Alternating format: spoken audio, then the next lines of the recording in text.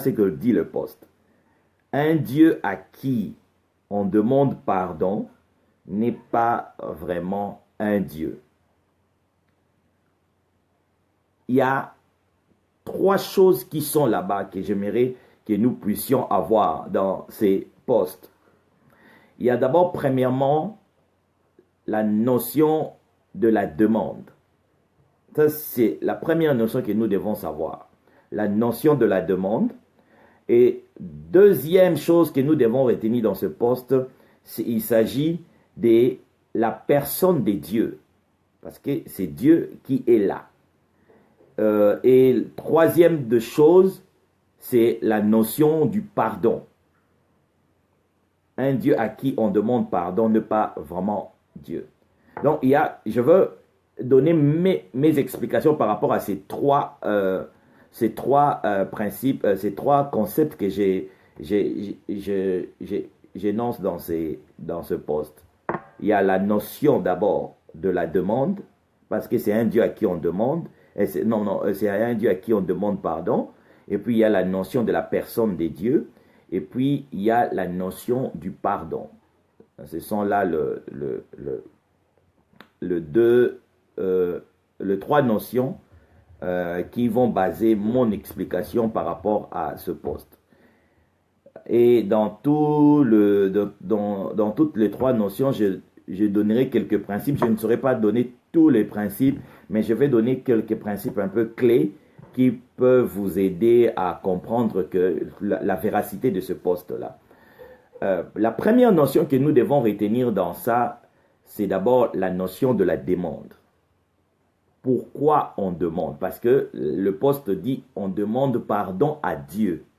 C'est-à-dire, lorsqu'on demande quelque chose, on attend recevoir quelque chose. Et dans ce poste-là, il s'agit du pardon. Et le pardon là ne se trouve pas chez nous. Par exemple, moi, j'ai fait du tort à Dieu. Alors, j'ai besoin de son pardon. Le pardon là ne se trouve pas chez moi, mais le pardon se trouve auprès de Dieu. Voilà pourquoi je pars auprès de Dieu pour recevoir ce pardon-là. Et c'est comme ça la notion de la demande que nous devons comprendre. C'est-à-dire, lorsque je demande par exemple à une personne de l'argent, c'est parce que je n'ai pas l'argent et la personne a l'argent. Je pars demander à cette personne-là de l'argent et la personne me donne l'argent. Nous devons d'abord comprendre cette notion de la demande. Parce que si nous comprenons la notion de la demande, cela peut-être peut nous aider de comprendre ce poste que j'ai dit. Un Dieu à qui on demande pardon n'est pas vraiment un Dieu. Alors, je vais vous donner rapidement 5 principes que vous devez savoir par rapport à cette notion de la demande. 5 principes. Premièrement, nous devons savoir que la notion de la demande implique le besoin. La notion de la demande implique le besoin. Cela veut dire, lorsque nous demandons, c'est parce que nous avons besoin de quelque chose. Tu demandes l'argent parce que tu as besoin de l'argent. Le deuxième principe, la demande implique le manque. On ne demande que ce que l'on manque. Très important. On ne demande que ce que l'on manque. La notion de la demande implique le manque. Lorsque tu manques, voilà pourquoi tu demandes. Celui qui ne manque de rien ne demande rien. Très important, nous devons savoir ça. Et troisième principe que nous devons savoir sur la demande, c'est que la demande implique aussi l'insatisfaction. C'est parce qu'on n'est pas satisfait, voilà pourquoi on veut avoir plus. On n'est pas satisfait de son état, on n'est pas satisfait de ce qu'on est, on n'est pas satisfait de ce qu'on a, voilà pourquoi on demande. On demande, c'est-à-dire la notion de la demande implique aussi la notion de l'insatisfaction. Celui qui est totalement satisfait ne demande plus rien. C'est parce qu'on est insatisfait, voilà pourquoi nous demandons. Alors, si Dieu nous demande, nous dit ou nous exige, ou j'utiliserai même le mot exiger, c'est intéressant.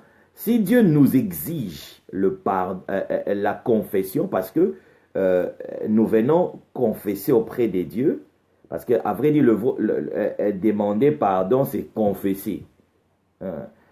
Si Dieu nous exige la confession, c'est-à-dire pour qu'il nous accorde son pardon, ça veut dire que il y a un petit souci, pas chez celui qui demande, mais auprès de lui qui nous exige cela. C'est très important. Et quatrième principe, j'ai parlé du manque, j'ai parlé du besoin, j'ai parlé de l'insatisfaction. Il y a ce qu'on appelle le non-contentement, le principe du non-contentement. On ne se contente pas de son état, on ne se contente pas de ce qu'on est. C'est pour cela qu'on demande. C'est très important. Nous demandons parce que nous manquons. Voilà pourquoi la notion de la demande, c'est une notion vraiment très, très, très délicate dans la spiritualité. Il faut faire très attention parce que un spirituel ne demande pas souvent. Parce que c'est lui qui se contente. Un spirituel, en fait, c'est une personne qui se contente de ce qu'elle est. Tandis que la notion de la demande, souvent, implique le non-contentement. On ne se contente pas de ce qu'on est. Voilà pourquoi on veut avoir plus. Voilà pourquoi on demande. Et le dernier principe que nous devons savoir en ce qui concerne la notion de la demande, c'est la réaction. Très important. La notion de la demande implique aussi la réaction. La réaction. C'est-à-dire qu'il y a eu un besoin qui s'est manifesté. Il y a eu un besoin qui s'est manifesté. Voilà pourquoi on demande. On demande, la demande, ce n'est pas l'action, ce n'est pas la proaction, si je peux même dire ça comme ça. Ce n'est pas une proaction, mais c'est une réaction. À cause d'un besoin, à cause d'une difficulté, à cause d'une insatisfaction, à cause de quelque chose, nous réagissons par la demande. Donc, je commencerai d'abord par cette première notion de la demande, c'est-à-dire lorsque Dieu nous demande, je le dis bien, lorsque comprenez que c'est Dieu qui nous demande, parce que selon la doctrine, le pasteur a dit même, c'est la sainte doctrine, ce mot-là, je commence à devenir un peu sceptique envers ce mot-là, la sainte doctrine, qui a dit que c'est une sainte doctrine? Selon la sainte doctrine,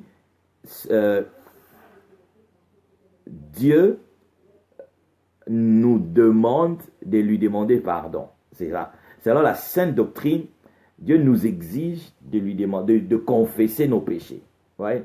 C'est-à-dire, Dieu a les pardons, mais avant qu'il puisse nous pardonner, nous devons venir auprès de lui, confesser nos péchés et dire à Dieu tout ce que nous avons fait. Non, Seigneur, j'ai fait ceci, j'ai fait cela, j'ai fait ceci, j'ai fait cela. C'est alors que Dieu nous pardonne. C'est-à-dire, si c'est Dieu, nous devons savoir, est-ce que cette demande-là, c'est Dieu qui nous le demande? Si c'est Dieu qui nous le demande, c'est-à-dire la confession, est-ce que c'est quelque chose, c'est un acte que Dieu nous exige? C'est un acte que Dieu nous demande. Si c'est Dieu qui nous demande de confesser, comme d'ailleurs on l'a stipulé dans le texte de 1 Jean disant, si nous confessons nos péchés, ça dit, c'est une condition, en quelque sorte c'est une recommandation, c'est quelque chose qu'il faut faire d'abord avant que nous puissions avoir le pardon. C'est-à-dire, en quelque sorte, selon la compréhension, c'est que Dieu nous demande de confesser. Sans la confession, il n'y a pas de pardon de péché. C'est-à-dire, Dieu demande. Alors, si Dieu demande, donc, Dieu, là maintenant, je pars maintenant dans la deuxième notion que j'ai parlé. J'ai dit, par rapport à ces postes, il y a trois notions. Il y a la notion de Dieu et il y a la notion de la demande, il y a la notion du pardon. J'ai parlé de la notion de la demande, maintenant je suis dans la deuxième notion qui est la notion de Dieu. Comment est-ce qu'un Dieu qui est suffisant peut nous demander quelque chose? Soit il n'est pas suffisant, c'est-à-dire il y a des manques en lui, voilà pourquoi il nous demande quelque chose. Soit c'est un Dieu qui est insatisfait, voilà pourquoi il nous demande quelque chose. Soit c'est un Dieu qui est dans le manque, voilà pourquoi il nous demande quelque chose. Soit c'est un Dieu qui est dans le besoin, voilà pourquoi il nous demande de faire quelque chose. Parce que la demande implique le besoin. Si Dieu te demande quelque chose, c'est suivant un besoin. Dieu a un besoin, voilà pourquoi il te demande quelque chose. Alors, en ce qui concerne le pardon, quel est le besoin de Dieu? Ça c'est. Et d'ailleurs, nous devons savoir, est-ce que vraiment Dieu peut-il avoir un besoin? Ça, ce sont des questionnements que nous devons nous poser. Dieu peut-il avoir un besoin? Dieu peut-il avoir un besoin? Vous savez, dans la Bible, il y a ce qu'on appelle la notion de la toute suffisance des dieux. Hein, voilà pourquoi on l'appelle le Dieu de toute suffisance. C'est-à-dire, c'est un Dieu qui se suffit par lui-même. Dieu, par lui, il n'a besoin de rien. En d'autres termes, tout ce que Dieu fait, je le dis bien, tout sans exception, tout ce que Dieu fait, cela ne peut en aucun cas être provoqué par quoi que ce soit. Je le répète encore, tout ce que Dieu fait, étant un Dieu de toute suffisance, tout ce qu'il fait, cela ne peut jamais être provoqué, ou en d'autres termes, cela ne peut pas être une réaction.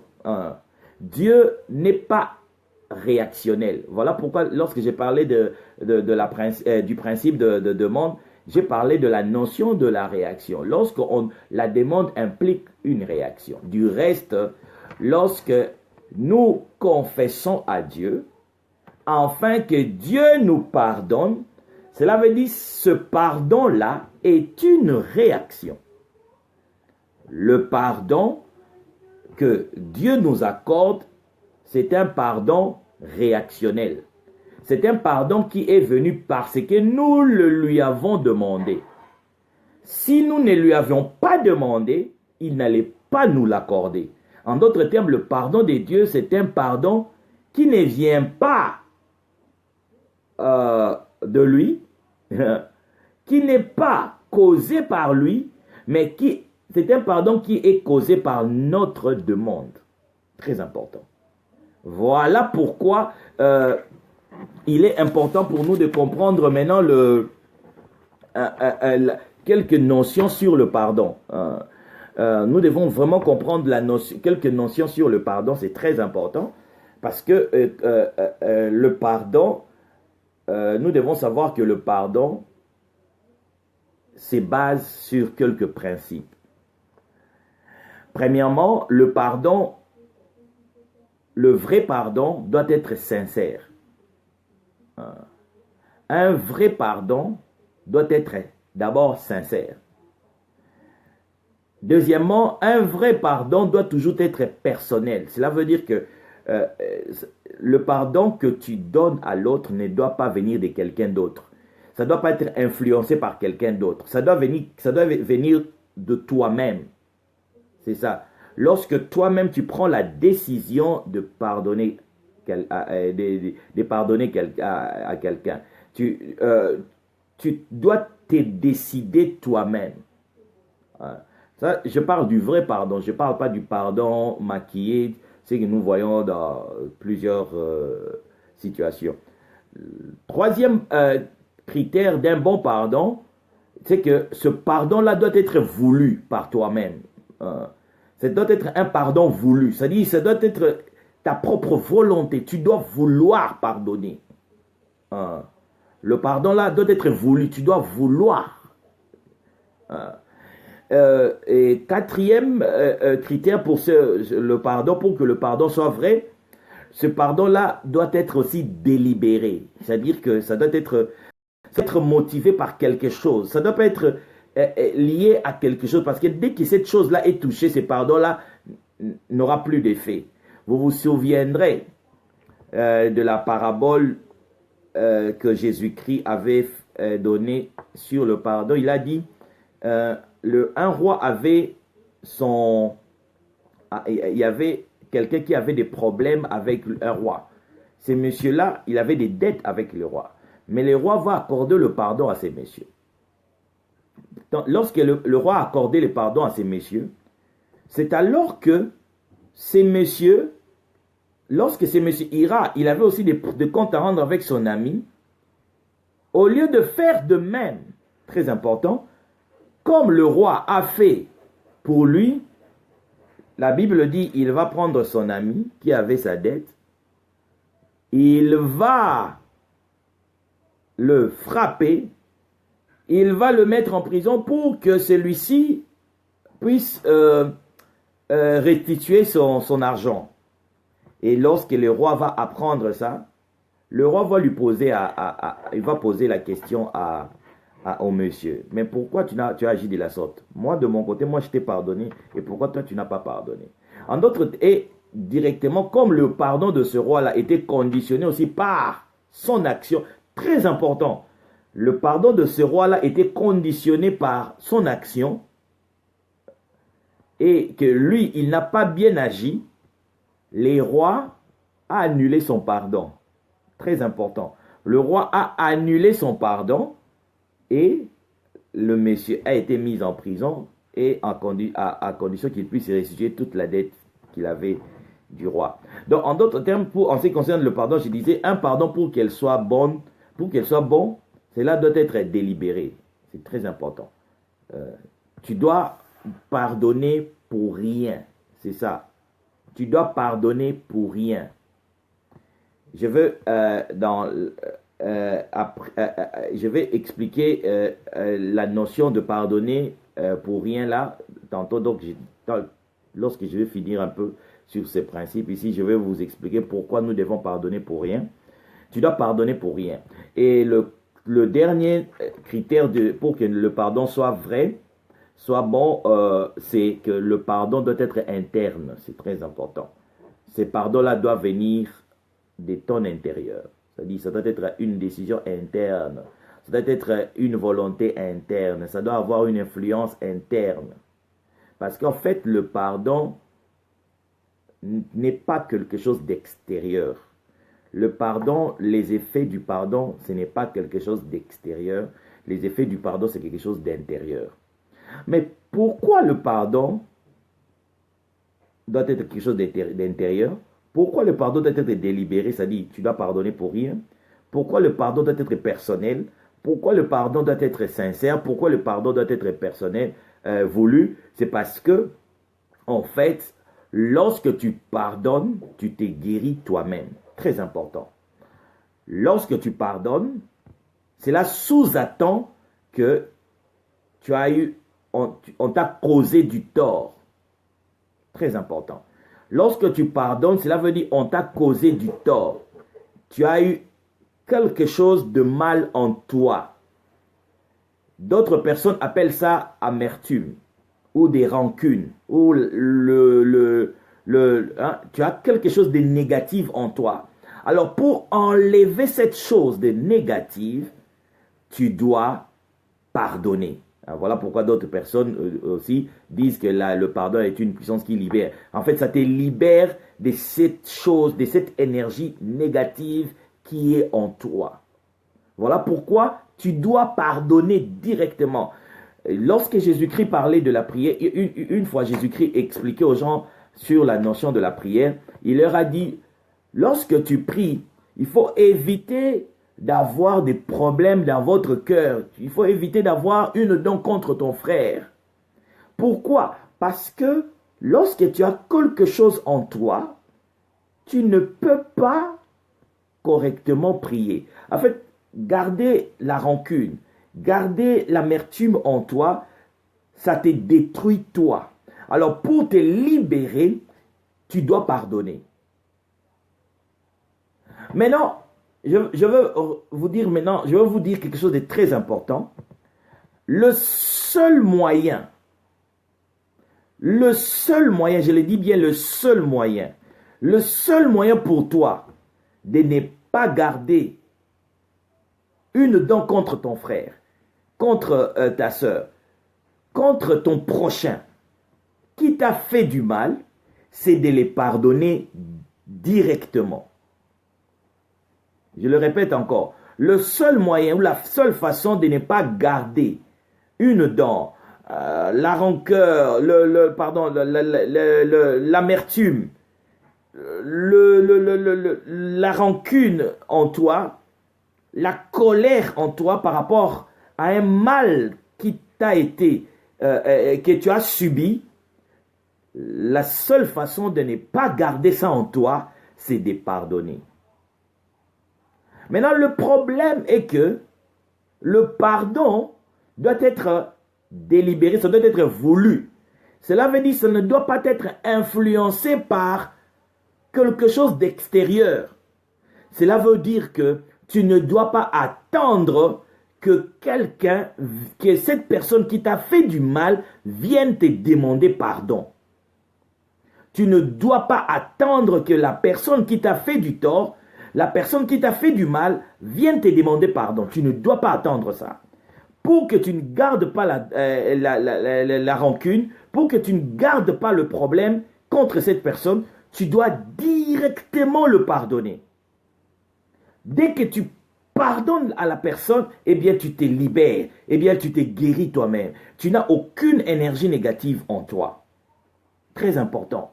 Dès que tu pardonnes, quelqu'un t'a fait directement du mal, tu lui pardonnes directement, eh bien tu te guéris directement. Je donne un exemple. Quelqu'un me fait du mal aujourd'hui. Nous sommes aujourd'hui les 10 août. Quelqu'un me fait du mal. Et cette personne-là viendra me demander pardon le 13 août. Cela veut dire, entre le 10 et le 13 août, j'aurai quelque chose de négatif en moi. Mais pour que je ne puisse pas avoir cette chose de négative en moi, dès le 10 août, dès le jour où j'ai vu que la personne m'a fait du mal, dès que j'ai compris que la personne m'a fait du mal, je dois directement lui pardonner. Je dois directement lui pardonner. En d'autres termes, le vrai pardon n'exige pas, je le dis bien, le vrai pardon n'exige pas l'autre, la personne qui t'a fait du mal, de venir confesser, de venir s'excuser, de venir te demander pardon. Pourquoi? Parce que toi, la personne à qui on a fait du tort, tu as besoin de te libérer. Très important. Tu as besoin de te libérer de cette énergie négative parce que lorsque quelqu'un te fait du mal, je vous dis, étant humain, nous avons toujours quelque chose de mal en nous. Nous avons toujours une énergie négative qui se crée en nous. Nous avons toujours, il y a même d'autres personnes en qui la colère entre, en qui l'amertume se crée. La seule façon pour toi de ne pas garder ces choses, eh bien, c'est de pardonner directement à la personne. Et attendre que la personne vienne te demander pardon, cela suppose que tu n'as pas encore pardonné. Voilà pourquoi j'ai dit, maintenant si on revient auprès de Dieu, je fais du mal à Dieu, Dieu attend que je vienne lui demander pardon, c'est qu'il a un problème. Hein? C'est que ce Dieu-là a un problème. Dieu attend que je puisse venir confesser chez lui. Il attend que je puisse venir lui dire, papa, écoute, j'ai fait ceci, j'ai fait cela, je reconnais ma faute, je reconnais mon erreur. Pardonne-moi. C'est alors que Dieu te pardonne.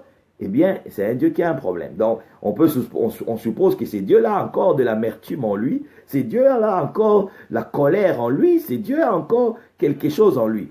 Voilà pourquoi le poste que j'avais fait, en fait, à vrai dire, ce poste-là ne pointait pas du doigt la personne qui vient confesser auprès de Dieu, mais ce poste-là pointait du doigt Dieu. Parce que c'est lui qui nous exige de venir lui demander pardon afin qu'il puisse nous pardonner. C'est-à-dire, c'est lui le problème. Et est-ce on va dire, est-ce que Dieu peut avoir un problème? Eh bien non. C'est pour cela, pour un peu vous expliquer pourquoi nous demandons pardon. C'est là, je pense que je vais m'arrêter là. Je mettrai ça en dernier. Pourquoi aujourd'hui il y a cette doctrine, il y a cette pratique de confesser le péché. Pourquoi nous venons confesser? Je vais vous expliquer ça. Parce qu'à vrai dire, Dieu, il est parfait. Dieu ne garde pas de dents contre nous. Dieu ne garde pas de colère contre nous. Dieu ne garde pas d'amertume contre nous. Dieu nous aime. La Bible dit, Dieu, il est amour. Dieu, il est amour. Dieu nous aime. On ne peut même pas mesurer cet amour-là. Je ne peux pas mesurer l'amour pour laquelle Dieu a envers moi. Je ne peux pas imaginer ça. Il est tellement amour que je ne sais même pas. Vous savez, j'ai compris ma relation avec Dieu lorsque je suis devenu père. J'ai vu combien de fois mes enfants me font du tort. Mais je continue toujours à les aimer. Je continue toujours à les aimer. Cela veut dire, Dieu, tel que nous sommes là, Dieu nous aime. Dieu nous aime. Le problème est que souvent, on nous présente un Dieu méchant. On nous présente un Dieu qui châtie, un Dieu qui punit. Voilà pourquoi en nous, nous avons forgé une image d'un Dieu. Lorsque je vois ça même, il y a même des chrétiens. Lorsqu'il commet un péché, il fuit l'église. Pourquoi? Parce qu'on lui a mis un Dieu qui juge, un Dieu qui haït le péché, un Dieu qui n'aime pas le pécheur. Et c'est ce Dieu-là, lorsqu'il pêche, il vient il fuit l'église. On nous présente un Dieu, oui, mon frère, on nous présente un Dieu jaloux. On nous présente un Dieu qui venge. C'est ça le problème. Ces stéréotypes de Dieu-là, souvent, c'est ça maintenant qui pose problème. Voilà pourquoi lorsque tu commets un péché, tu te vois sale. Tu n'arrives plus à t'approcher auprès de Dieu. Aujourd'hui, je ne vais pas parler de ces choses, je voulais juste expliquer un peu ce problème-là. Vous savez, Dieu ne rejette personne. Dieu ne rejette personne. Dieu ne rejette personne. Ce ne sont pas tes péchés, qui feront que tu ne puisses pas venir auprès de Dieu. Non, Dieu t'aime beaucoup. Alors, le pardon, comme je le disais, le pardon doit être interne, c'est-à-dire doit être quelque chose de voulu. Le pardon doit être quelque chose d'instantané. En fait, Dieu a la nature du pardon. Un enfant de Dieu doit avoir la nature du pardon. Pourquoi? Parce que dès que quelqu'un te fait du mal, c'est alors que directement tu lui pardonnes. Voilà pourquoi lorsque Jésus-Christ, parce que c'est sur aussi ces versets-là de Matthieu chapitre 6, verset 12, que beaucoup de gens s'époumonent en disant même Jésus-Christ nous a dit pardonne-nous. Il dit demandez, dites pardonne-nous. Non. Il faut savoir, pasteur, tu dois savoir que la Bible est souvent des choses, même ce que nous lisons dans la Bible, ce sont juste des descriptions. La Bible n'est pas une transcription directe. La Bible, ce n'est pas un discours direct. Ce n'est pas un discours direct.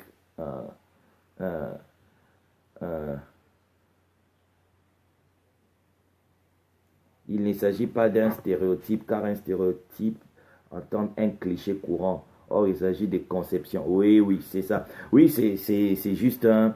C'est un cliché aussi, parce que le stéréotype, c'est ce que vous gardez en vous aussi. Hein. C'est aussi un cliché.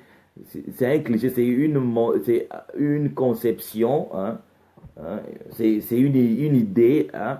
C'est une idéologie. En fait, ce sont des mots synonymes. Hein. C'est pour ça que j'ai utilisé le terme stéréotype. Merci beaucoup. Donc c'est bien cette conception-là. Merci. Merci mon frère Simba Olenga. Merci beaucoup.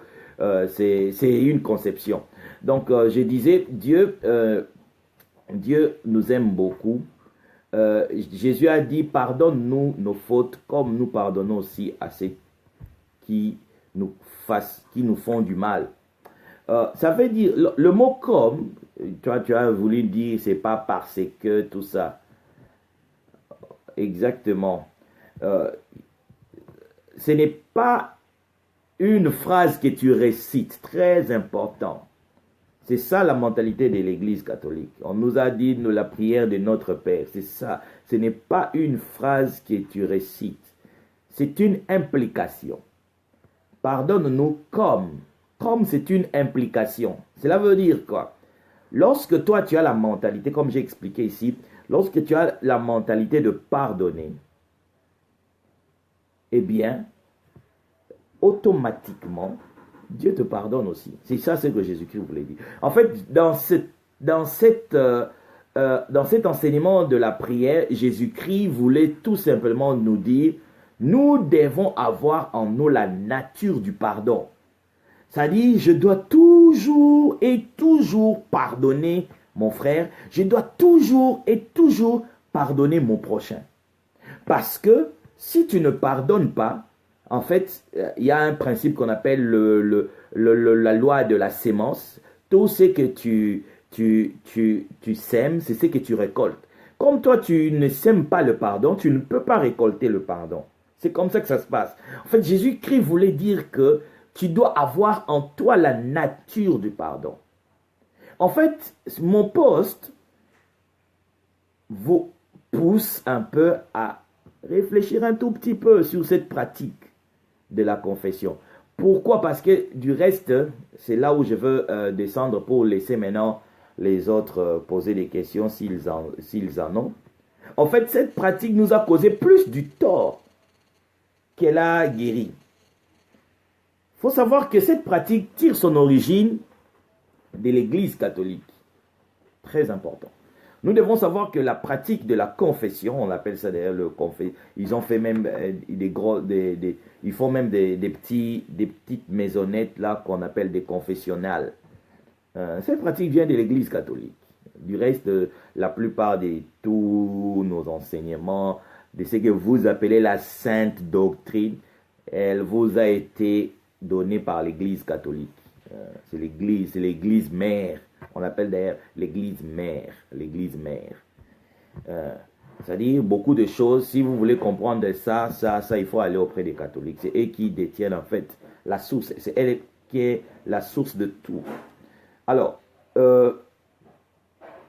c'est une pratique que l'Église catholique avait instaurée. Et l'Église catholique a utilisé cette pratique pas dans le but de vouloir vous confesser. L'amour du Dieu chrétien est conditionnel. Oui. Il ne vous aime que si vous priez. Il ne vous aime que si vous prenez reconnaissance. Oh, merci. Ok, je vais lire ça après. Ça va me faire rire. Ça va.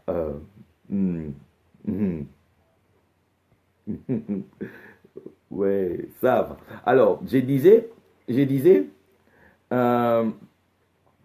l'Église catholique a utilisé cette pratique. C'est elle qui a mis en place cette pratique pour avoir des informations, pour contrôler les gens. Vous voyez? Parce que vous remarquerez une chose, vous dites bien vous allez confesser auprès de Dieu. Mais Dieu, il est qui?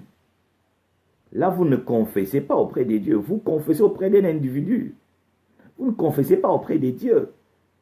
Et l'Église catholique va se charger,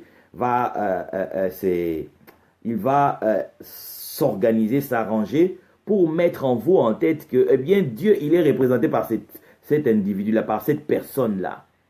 Vous voyez? Lorsque vous mettez, et d'ailleurs, c'est ça, beaucoup de chrétiens pensent que c'est le pasteur qui est le représentant des dieux. C'est ça l'erreur. Parce que c'est la mentalité héritée de l'Église catholique. Eh bien, les représentants des dieux sur terre, c'est l'homme. Ce n'est pas le titre. Ce n'est pas le pasteur. Ce n'est pas les bishops. Ce n'est pas l'évêque. Ce n'est pas les prêtres. Ce n'est pas l'abbé. Ce n'est pas le pape. Ce n'est pas qui que ce soit. Tous ces titres-là, ce n'est pas ces titres-là qui fait la représentation des dieux. Ce qui fait la représentation des dieux, c'est le statut d'homme. C'est l'humain. Là, le représentant des dieux sur la terre, c'est l'homme. Ce n'est pas qui que ce soit. Ce n'est pas un titre. Non. Les représentants des dieux, c'est l'homme. La Bible dit, créons l'homme à notre image. L'image des dieux, c'est l'homme. L'image des dieux, ce n'est pas les bishops. L'image des dieux, ce n'est pas le bishop. L'image des dieux, ce n'est pas le pasteur. L'image des dieux, ce n'est pas le prophète. L'image des dieux, ce n'est pas l'évêque. L'image des dieux, ce n'est pas qui que ce soit. L'image des dieux, c'est l'homme, c'est l'être humain. C'est ça. Et le mot image veut dire représentation. Très important. L'image, ça veut dire comme représentation. C'est-à-dire que l'homme est la représentation des dieux. Si vous voulez chercher Dieu, eh bien c'est l'homme. C'est l'homme. Dieu n'est pas le pasteur, Dieu n'est pas le prophète, Dieu n'est pas le docteur, Dieu n'est pas l'évangéliste, Dieu n'est pas tous ces gens-là. Ce sont des titres, ce sont des fonctions que les gens occupent dans des organisations. Il est pasteur par rapport à cette organisation-là. Il n'est pas pasteur par rapport à Dieu. Non, Dieu ne te considère pas pasteur. Dieu te considère comme étant un être humain. C'est très important. Donc, alors, l'Église catholique a mis ça dans la tête des gens pour que les gens puissent comprendre que non, eh bien, Dieu c'est cet homme-là. Dieu c'est le prêtre. Voilà pourquoi lorsque tu fais du mal, tu dois aller auprès de Dieu. Et c'est Dieu, c'est qui? C'est le prêtre. Tu vas aller auprès d'eux. Et nous autres, nous avons pris le même pratique. Nous n'avons que on a fait que pérenniser, on a fait que la continuité du système. Voilà pourquoi maintenant, les églises des réveils, ils ont quitté l'église catholique. Maintenant, ce n'est plus le prêtre qui est le représentant des dieux, ce n'est plus le pape qui est le représentant des dieux. Le représentant des dieux est devenu maintenant le pasteur. Le représentant des dieux est devenu maintenant le bishop. Le représentant des dieux est devenu maintenant le prophète. C'est ça le problème. C'est ça le problème. Donc, lorsque je viens confesser, je dois venir confesser auprès des dieux, pas auprès du pasteur, ni auprès de qui que ce soit. Alors, l'Église catholique a mis ça dans le but de pouvoir contrôler, dans le but de pouvoir diriger, mais Dieu n'en a pas besoin. Parce que Dieu, écoutez ceci, personne n'a demandé à Dieu de nous envoyer Jésus-Christ. Personne. La Bible dit, voici l'agneau qui a été immolé avant la fondation. Vous savez, la Bible, pourquoi j'aime la Bible? Parce que la Bible a des petits mots qui résument tout. Au lieu de nous... Vous savez, on nous a entraînés à nous intéresser qu'aux choses qui ne sont pas nécessaires, qui sont moins importantes dans la Bible. Voilà pourquoi vous verrez des gens, ils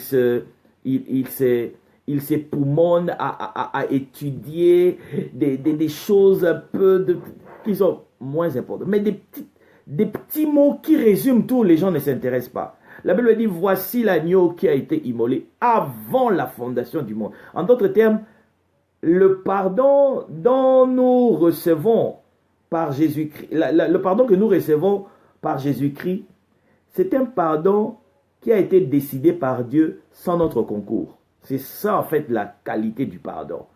Le pardon doit être sincère. Le pardon doit être personnel. Le pardon doit être interne. Le pardon doit être voulu, le pardon doit être délibéré. C'est-à-dire, Dieu ne s'attendait à rien de votre part. Dieu n'attendait la confession de personne. Mais Dieu vous a donné directement son pardon. Dieu vous a donné directement son pardon. Le pardon de Dieu est venu de manière délibérée, de manière délibérée. De manière délibérée. C'est-à-dire, Dieu ne s'attend pas à ce que tu viennes lui demander pardon. Pourquoi? Parce qu'il t'a déjà pardonné. On a mis cette pratique juste dans le but de pouvoir tirer les informations, savoir qu'est-ce que tu as fait pour te contrôler. Une personne mature, une personne spirituelle, lorsqu'on lui fait du mal, elle pardonne directement. Elle pardonne directement. Pourquoi elle pardonne directement? Parce que elle sait que Dieu lui a aussi pardonné directement. En fait, dès que nous acquérons cette mentalité, vous allez comprendre que le monde aura moins de problèmes. Le monde n'aura plus d'amertume. Le monde n'aura plus de rancœur. Le monde n'aura plus il y aura plus, chacun ne gardera pas des dents contre l'autre. Vous savez pourquoi il y a tant de mal? Pourquoi il y a tant de divisions? Parce que nous gardons de mal en nous. Parce que nous ne pardonnons pas. Pourquoi il y a tant de mal même au sein de nous, serviteurs de Dieu, même au sein des hommes de Dieu, même au sein des chrétiens? Parce que nous gardons en nous de l'amertume, nous gardons de la colère en nous. Et la seule façon de ne pas garder la colère, c'est de pardonner directement lorsque quelqu'un te fait du mal. Je vais vous dire ceci, le mal, on le vous fera toujours. L'homme fera toujours du mal, mais vous n'avez pas à garder cela en vous. Pardonnez directement. Dès que vous pardonnez, en fait, vous entrez dans le royaume des dieux. Les gens pardonnent directement. Écoutez, comprenez ce que Jésus-Christ a fait. Jésus-Christ sur la croix, il n'a pas attendu que les Juifs puissent venir demander pardon. Non, on s'est trompé. Non, il fallait qu'on puisse te libérer toi et pendre Barabbas. Non, Jésus n'a pas attendu que les Juifs viennent lui demander, que les Juifs viennent se confesser. Mais Jésus a directement dit, Père, pardonne-leur parce qu'ils ne savent pas ce qu'ils font. Le vrai pardon, le pardon sincère, c'est un pardon qui vient sans que tu puisses venir, sans que celui qui t'a fait du tort vienne confesser auprès de toi. Et c'est cela aussi auprès de Dieu. Dieu n'attend pas que tu viennes confesser auprès de lui. Dieu n'attend pas. Dieu n'attend pas que tu viennes confesser. Il t'a déjà pardonné dès la fondation du monde. Je n'étais pas là. Dieu savait déjà que j'allais commettre ces péchés. Voilà pourquoi il a mis le pardon. Le pardon, il est accessible à tout le monde. Donc, je m'arrêterai là parce que je pense que j'ai déjà fait beaucoup de minutes. Je m'arrêterai là. Pour ceux-là qui ont de questions, j'irai maintenant un peu lire ceux qui vont écrire quelque chose et ceux-là qui ont des questions. Oui, Doris, pose la question. Pose ta question, peut-être ça va aider quelqu'un. Ça va aider quelqu'un. Je sais qu'il y a beaucoup de questions. De fois, ce sont des choses que j'aime pas dire en public, mais vu ce qui s'est fait hier, j'étais vraiment obligé de pouvoir dire ces choses. Je ne l'ai dit qu'à Sénèque, je l'ai dit que devant des gens avec qui j'encadre. Je ne l'ai dit pas en public, mais je suis maintenant, avec tout ce qui s'est fait, j'ai voulu vraiment essayer de dire certaines choses pour aider les gens. La confession n'est pas une exigence auprès des dieux pour que tu puisses avoir ton pardon. C'est une invention religieuse, ça n'a rien à voir avec Dieu. Ok, donc j'ai fini là. Je suis à vous. Merci beaucoup, Jules Stéphane. Merci beaucoup, merci à vous. Vous savez, j'aime toujours dire, j'ai mis sur Facebook parce que vous me suivez, parce que vous me lisez. Si aujourd'hui, personne ne me lit, c'est fini, je ne serai plus là. Donc, en fait, c'est vous qui faites, je sois ce que je suis. Donc, merci à vous aussi. Merci à vous. Merci à vous en tout cas. Merci à vous. Merci à vous. Merci à vous. Merci à vous. Merci à vous. J'attends de questions. En tout cas, s'il n'y en a pas, à minuit juste, je vais arrêter. Hein. J'ai fait presque 1 heure. Je pense que j'ai déjà dépassé 1 heure. C'était important. C'était important. Est-ce utile de voir un pasteur pour se confesser? Non. C'est pas utile en premier. Je dis bien en premier, c'est pas utile. Pourquoi je veux dire c'est pas utile? Vous savez, l'humanité actuelle. Ok, je vais expliquer aussi ça. Je réponds d'abord à Eric Kabassi et puis je reviendrai à la question de Stéphane. L'humanité actuelle, c'est une humanité qui est vraiment dans la gouffre. Les hommes ont cultivé des mauvaises mentalités. Les hommes ont cultivé des mauvaises informations. Alors, je te déconseille d'aller voir un pasteur pour te confesser. Pourquoi? Parce que tu ne connais pas encore la maturité de ces pasteurs-là. Tu ne connais pas l'attitude de ces pasteurs-là. Plusieurs fois, des pasteurs se cachent sous ces labels-là. Ce n'est pas nécessaire de se confesser. Mais ce que tu as à faire, Eric, c'est d'abord, tu dois, je le dis bien, tu dois faire un effort. Parce que la vie spirituelle, c'est une vie privée. Hein, c'est une vie privée. Comme la Bible le dit, le salut est personnel. Tu dois faire un effort pour le mal que tu as fait. Pour le mal. Si c'est un mal qui ne concerne que toi, fais un effort pour que tu puisses essayer de surmonter ça. Et des deux, si c'est un mal que tu as fait à l'autre, l'homme étant ce qu'il est, en tout cas, va voir cette personne que tu as causé du tort, va lui demander pardon, parce que le vrai pardon ne vient qu'auprès d'une personne mature. Les gens ne sont pas matures actuellement là.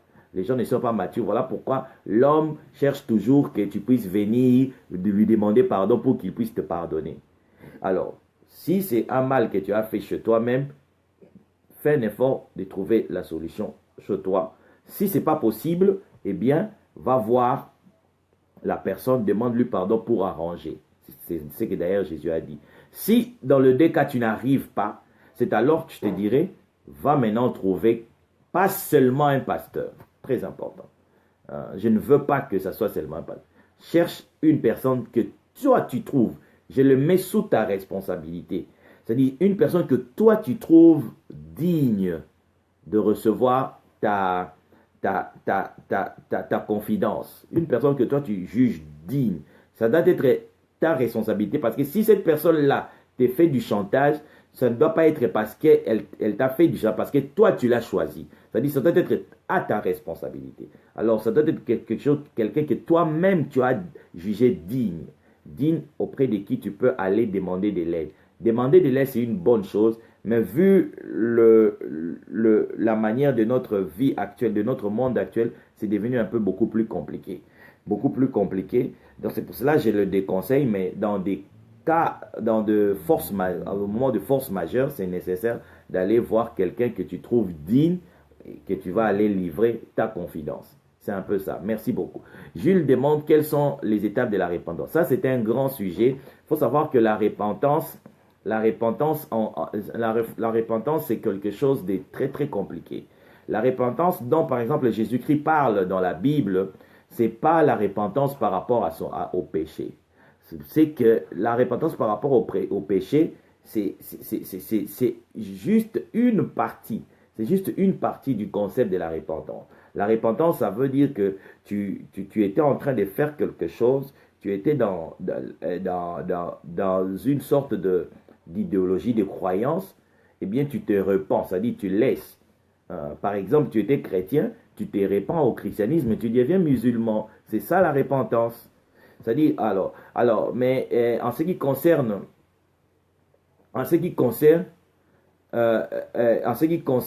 merci beaucoup, les étapes, eh bien, d'abord, j'aime toujours commencer par intervenir la volonté. Tu dois vouloir changer, parce que la repentance implique le changement. Tu dois vouloir changer. Parce que la volonté, c'est ce qui va te permettre d'engager ton énergie. Tout ce qui exige de l'énergie, il faut que cela se passe par ta volonté. Tu dois vouloir ça. Parce que tu dois engager ta force, tu dois engager ton temps, tu dois engager ton argent, tu dois engager ta volonté. Voilà pourquoi la première étape pour la repentance, il faut la vouloir. Il faut vraiment accepter parce que la repentance aussi implique la responsabilité. Beaucoup de gens ne se répandent pas. Pourquoi? Parce qu'ils ne veulent pas se repentir. Si je peux te dire seulement la première étape vers la repentance, eh bien, la première étape, c'est vouloir. C'est la volonté. Tu dois vouloir à te repentir. Si tu veux te repentir, eh bien, Dieu va t'aider. Dieu a mis des choses dans ce monde. Dieu, il est l'auteur de ce monde. Dieu, il est l'auteur de la création. Il a mis des choses pour nous supporter, pour nous aider à aller vers la repentance. Si seulement tu veux quelque chose, tu vas voir, et si cette chose-là est correcte par rapport à ce que Dieu a préparé, tu vas voir que Dieu va t'aider. C'est-à-dire les événements, les circonstances vont t'aider à ce que ta repentance puisse arriver à bon port. Donc, c'est question de vouloir. Merci beaucoup. Il y a quelqu'un qui vient de dire, tu es brillant. Ah, merci beaucoup. C'est bon. Je tente tant soit peu, je tente en tout cas pour essayer de me faire comprendre. C'est bien que c'est pas vraiment très, très facile. Donc, si quelqu'un vient nous demander pardon, il faut lui dire oui, je t'ai pardonné, ou bien lui dire non, je ne te pardonne pas, ou ne rien dire, mais lui pardonner dans notre cœur. En fait, si quelqu'un te fait du tort, si tu veux vraiment être bien envers toi-même, ces bijoux, si tu veux être correct envers toi-même, si quelqu'un te fait du tort, pardonne-lui directement. N'attends pas qu'il puisse venir te demander pardon. Tu lui pardonnes déjà. Et si cette personne-là, après, elle vient te demander pardon, eh bien, accepte sa confession. Ça va aussi soulager la personne parce que nous devons savoir qu'en tant qu'être humain, nous voulons toujours savoir que cette personne-là m'a pardonné. Alors, lorsque la personne vient te demander pardon, eh bien, accepte sa confession. Dis-lui que oui, en fait, j'étais déjà pardonné. Je n'ai jamais gardé une colère, un rancœur, une amertume contre toi. Je n'ai rien de mal dans toi. S'il faut même faire un petit geste pour lui convaincre que tu n'as rien de mal en lui, fais-le. Cela va t'aider d'abord toi-même et puis ça va aussi aider la personne pour qu'elle puisse être sereine dans son futur. Et Doris dit, en fait, je sais que ma question est hors sujet par rapport au point que vous avez expliqué, bien que ça soit connexe. C'est pourquoi j'en parlerai en privé. Ah, ok, merci. Ok, c'est bon. Je ne voulais pas des questions, en tout cas au sujet, parce que ça allait vraiment nous faire sortir du sujet. Et puis, si une personne offense toujours les autres et ne demande pardon qu'à Dieu, pas aux personnes à qui il a causé du tort, Dieu accepte le pardon. Vous savez, Derek, on ne trompe pas Dieu. Tu peux tromper les hommes, mais tu ne peux pas tromper Dieu. Voilà pourquoi la religion a fait cette histoire-là de demander d'aller confesser ses péchés, comme ça tu n'as plus de problème. C'est faux, c'est faux. Si tu fais du tort aux personnes, aux hommes, eh bien tu dois résoudre ce problème-là avec les hommes. Très important. Si tu fais du tort aux hommes, eh bien tu dois résoudre ce problème-là avec les hommes. Du reste, je ne vois pas dans quelle mesure l'homme peut faire du tort à Dieu. Ça n'existe pas. D'ailleurs, la Bible le dit dans le livre de Job, tous les péchés que les hommes font ne touchent pas Dieu. La Bible le dit dans le livre de Job, il dit, lorsque tu multiplies tes péchés, lorsque tu multiplies le mal, cela n'affecte en rien à Dieu. Ça n'affecte que les hommes, tes semblables. C'est ce que la Bible dit. C'est-à-dire qu'à vrai dire, on n'a pas à aller auprès de Dieu pour aller demander pardon. Non, parce que nous ne faisons pas du tort à Dieu, mais lorsque nous faisons du tort aux hommes. Nous faisons du tort à nos prochains, nous faisons du tort à nos sœurs, nous faisons du tort à nos frères. C'est auprès d'eux que nous devons aller demander pardon. C'est-à-dire, et si cette personne-là continue toujours à offenser, eh bien c'est une mauvaise personne, c'est quelqu'un qu'il faut carrément éliminer. Vous devez savoir que, vous savez, Jésus-Christ dit ça si tu trouves que cette main est en train de t'empêcher d'aller vers le royaume, eh bien, il faut l'éviter. Donc, si tu trouves que à être ensemble avec quelqu'un, cela ne te permet pas d'évoluer correctement dans la bonne attente, eh bien, entente, pardon, euh, séparez-vous. C'est mieux de vous séparer que de rester dans des problèmes, tout ça. Donc, c'est mieux, s'il vous cause du tort, eh bien, c'est mieux de ne pas rester avec la personne. Euh, je pense qu'il y a plus, je ne sais pas si j'ai bien répondu. Dieu accepte les pardons. Dieu n'accepte même pas. Shalom, ministre de la parole. Dieu n'accepte même pas les pardons de personnes qui offensent les gens de manière répétitive. Dieu, en fait, ce sont des gens qui ont la nature de faire du mal aux gens. Ce sont des gens que Dieu va juger sévèrement. Si tu as la nature de faire du mal aux gens, sachez que Dieu va te juger sévèrement. Il y aura des circonstances qui vont se manifester sur toi, tu seras surpris, tu seras surpris. Dieu n'a jamais perdu le contrôle du monde. Dieu n'a jamais perdu le contrôle du monde. Ce monde n'appartient pas au diable. Ce monde appartient à Dieu. Ok, des personnes pareilles, il faut carrément s'en séparer. Exactement.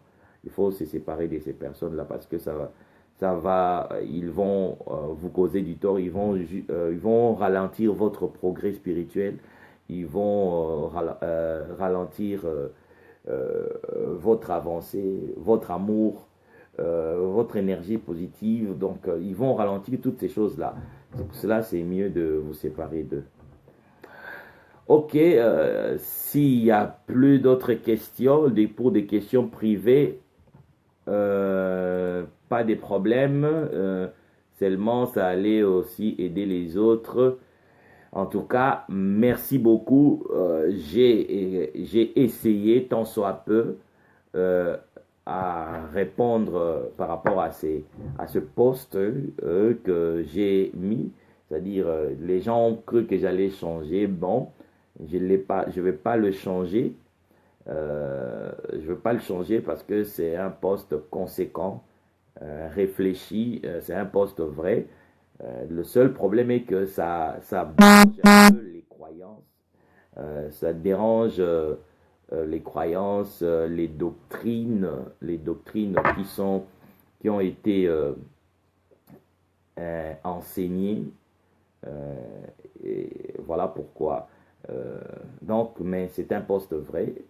Dieu ne nous demande pas la confession parce que Dieu nous a déjà pardonné à l'avance.